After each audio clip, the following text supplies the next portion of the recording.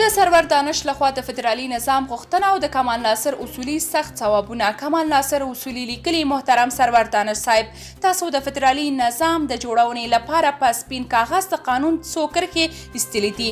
مخکې له دې د جمهوري ریاست د معاون او د یو باسواده شخص په صفت مو دا فکر باید کړی وای چې د افغانستان 80% ولس مطلق مخالف او 10% باقي یې شاید فکرونه ویشل شوي وي.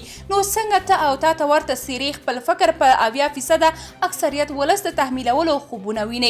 همدا ته وایي چې په نشرای او د ولسمشر دوهم معاونیت نیولی و، پرته له هزاره قوم څخه د بل هیڅ قوم څخه پکې کارکوونکی نه و او تا د قومي تعصب له امله په دندې نه ګماره. ستا او ستا غوندې نورو فکر د هیواد یووالي ته مضر و او دا ستا غوندې نور هم جمهوریت کې و، حتی ولسي جرګه کې هم ستا په شان مریضان و چې همدا د فدرالیزم فکر ورسره و. همدا ډول دا 40 کاله ځینې کړی د همدې فکر درلودونکي سولې ته د رسېدو په ځای په ډاکټر نجیب کودتا وکړه او د ولس هوساینه او ژوند یې نارامه کړ.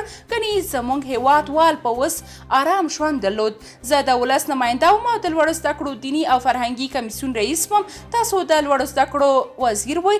زه مو پیژنم چې تاسو څنګه ایراني پوهنتونونه زما د راتګ د مخه بدون د قانون طی مراحل کړي وو. د افغانستان 40 ولایتونه د محصلینو په ځای مو صرف د مشخصو کړیو هلکان خارج ته تحصیل ته لیږل، تر څو چې دا طرز العمل ما مات کړ او 40 ولایتونو ته څه هم د بورسونو ورسید. د مشخصو کړیو په ځای لږ د ولس او الله پاک لپاره کار وکړئ. راشئ، د ژوند ډیر عمر مو تیر شوی دی، د ولس د بشپړ یووالي لپاره کار وکړئ، تر څو په دا آخر وخت کې الله پاک آرام مرګ در نصیب کړي. افغانان فدرالي حکومتونه په افغانستان کې نه مني.